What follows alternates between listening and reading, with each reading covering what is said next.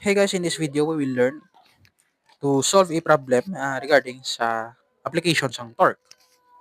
So in this problem, we have the moment of inertia of the pulley system is 1.70 kilogram meter squared, while R1 is 50 cm. So ang R1 is the mas radius ang dako nga circle, and R2 gamay nga circle is 20 cm yang radius. So find the angular acceleration of the pulley. So angular acceleration, which is the radian per second squared, and the tensions. So tensions ang aring rope and aring rope. So let us redraw and construct a free body diagram. So first, let us focus diri sa sa pulley. Since kinahanglan ta ang angular acceleration, so let's say this is ang mas gamay nga pulley, and let's say ari ang mas dako nga pulley. So this ari ang ilang nga axis of rotation. So amo ni aton nga R1, amo ni aton nga R2. Okay? So we have R2. So ang R2 is 0. Ay, sorry. Suli. R2 gilang gamay, R1 ang dako. So R1 is 50 cm or himuon ko siya meters, 0.50 meters. And the R2 is 0.20 meters. So given siya. And the moment of inertia sang aton nga pulley is 1.70 kilogram meter squared. Okay, so given siya. So aton nga pangitaon is the angular acceleration in the two tensions T1 and T2. Okay, so I'll assume nga T1 siya, then this is the T2. Okay, so sa dire ang aton nga pulley is may duwa ka tension nga kabit sa iyang rope. This is the T2. Okay, this is T2. And another is T1. So para makuha ta ang alpha, which is the angular acceleration, we will construct a torque equation. So summation of torques. So I'll assume nga basta counterclockwise, and if diri ga move ang object, I'll assume sa sining example nga positive. So you can also do or have the opposite nga nga sign. So if ang imo nga gin-assume is suli siya sa imo nga sa tutuod nga nagakatabo, then you will get the same magnitude but negative nga sign. Okay? So diri ang T1, amo naton nga axis of rotation. So ang T1 yung napatiyog sa diri nga direction, which is counterclockwise. So I'll have it positive. So T1 times ang iyang radius. So the torque is tension times radius, so 0.50 meters. So are ang opposite naman is minus kay ginapatiyog gaya sa clockwise direction, since amo ni aton nga axis of rotation or the the axle. We have T2 times 0.20. So equals, so from torque we know nga the net torque is moment of inertia multiplied by the alpha. Okay, so amo siyang itsa ta ka equation. So from this, given to ang aton nga I, but T1, T2 and alpha are unknown, so we have three unknowns and we only have one equation. So we need two more independent equations. So makuha ta na sila through focusing sa aton nga individual blocks. So first, let us focus this sa 2 kilograms.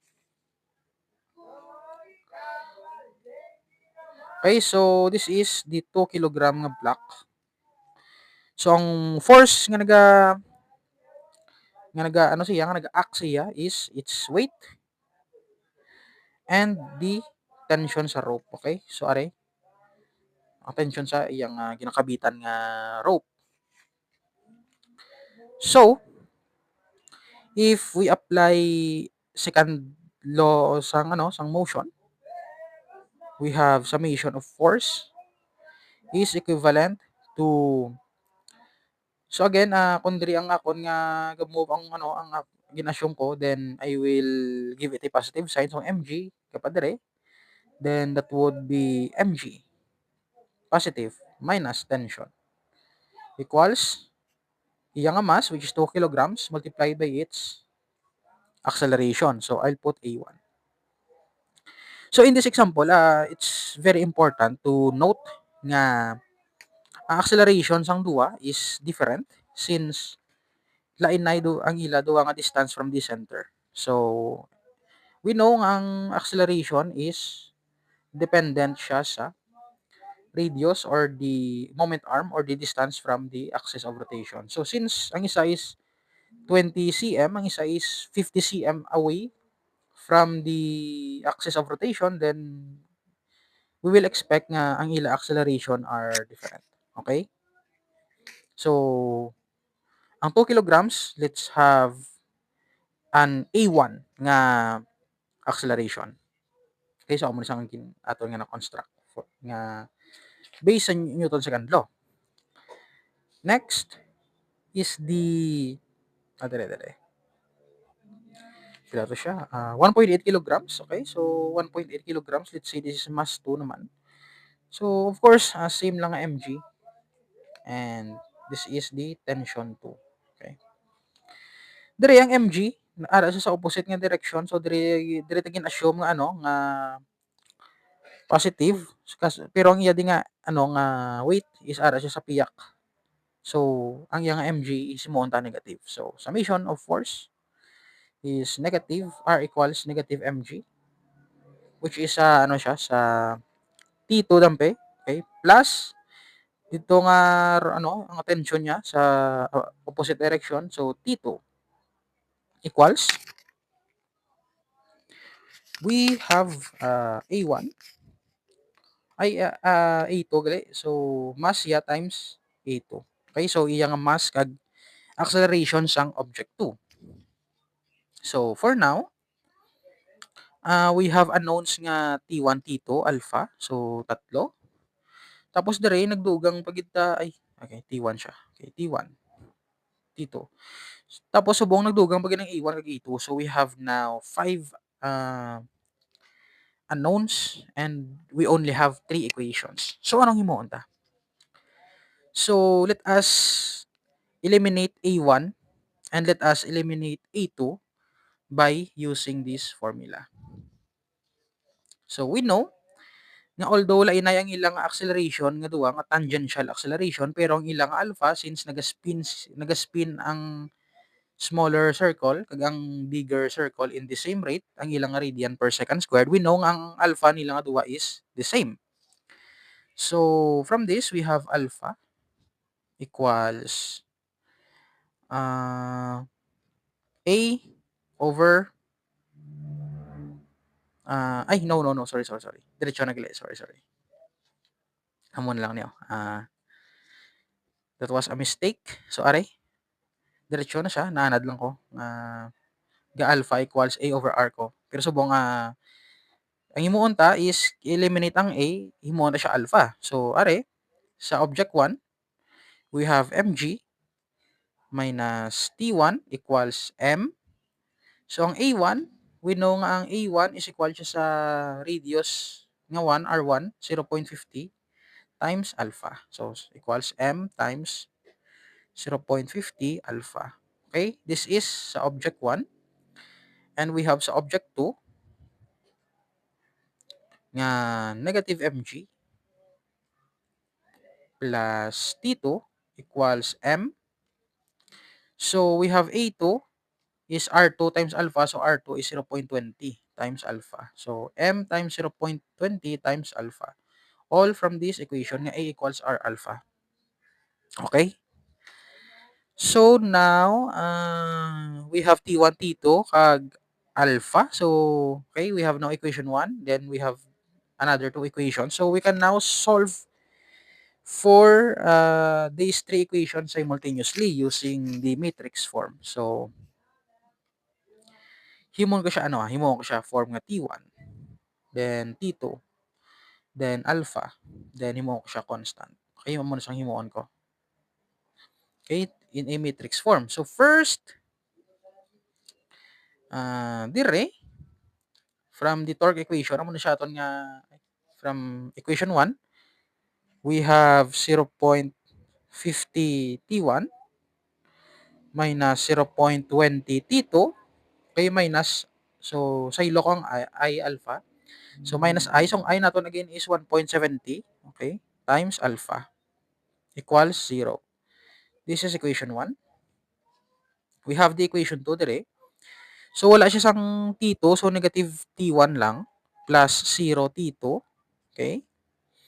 Are, sa ilo ko siya, so ma-negative siya, so minus ang M niya is 2 times 0.50 times alpha equals, so sa ilo kong mg sa piyak, ma-negative siya, so m niya is 2, so negative 2 times g. This is equation 2. Okay, so gin-arrange ko siya nga mag-matrix form. Next is direta sa equation to sa ano, sa object 2.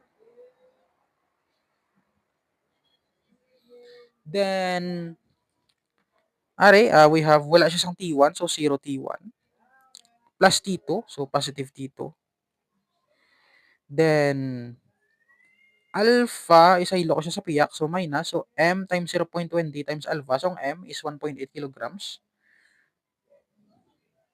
times 0.20 times alpha equals, so positive mg sa, so mg, so ang m na again is 1.8, so positive siya. 1.8 times g. So we have equation 3. So now we have 3 equations, 3 unknowns. Pwede ta na ma-solve siya sa calculator. So ang pasunod nila is T1, T2, and alpha. Okay? So kung Casio 570 S plus gamit mo, then go to mode 5.2. We have 3 equations, 3 unknowns.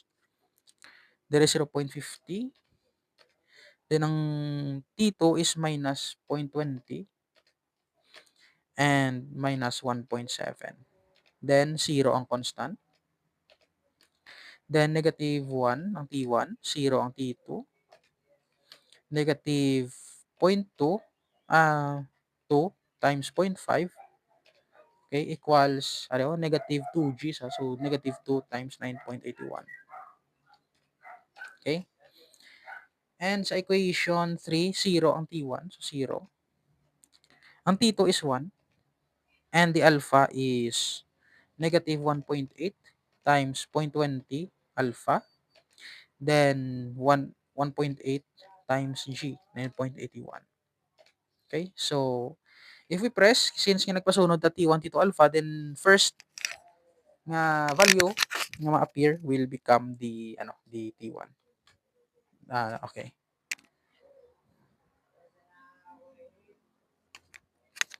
So, first nga value nga nagwa is 16.9 newtons. Okay, 16.9 newtons. So, remember nga kung mag-input ka mo sang numbers sa my calculator, make sure nga ang units are consistent. So, dire nagamit ko sang SI unit. So, ang tanan nga cm gin-convert ko sa meter. And amo na siya so far, though wala naman iban. So, para nga maging consistent ang imo nga unit into SI units. Okay, next, ang P2 is 18.7 newtons and the alpha is the 2.76 rad per second squared. Okay? So, nakuha ta na ang tatlo ka ginapangita ta. Okay? So, we have now solved for the T1, the T2, and the alpha, which is amon ang ginapangayo sa aton nga problem. So, amo na first ang equation, we notice nga tatlo ka unknowns aton. So, we need 2 more equations. So, we focus on the blocks to derive another equation through Newton's second law of motion.